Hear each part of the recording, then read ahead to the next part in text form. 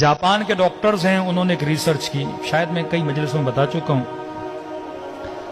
Research की कि इंसान बूढ़ा क्यों होता है। असलन बुढ़ापे का वजह क्या, बुढ़ापे का रीजन क्या है।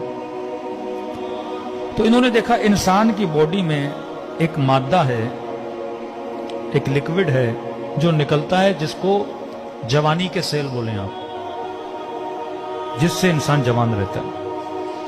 अब बोलते हैं 34-35 ईयर के बाद वो बनना खत्म हो जाता है, यानी 35 साल तक या 40 साल तक वो बनता रहता है, और क्योंकि बनता रहता है इंसान जवान रहता है। अब वो बनना खत्म हो जाता है, जैसे वो बनना खत्म हो जाता है इंसान बूढ़ा होना शुरू हो जाता है, बाल सफेद होना शुरू हो जाते हैं, खाल पे झुर्रियां आना शुरू हो जाती हैं, घुटनों में तकलीफ होना शुरू हो जाती है। तो अगर इमाम ज़माना आज तक जिंदा हैं तो मेडिकली कोई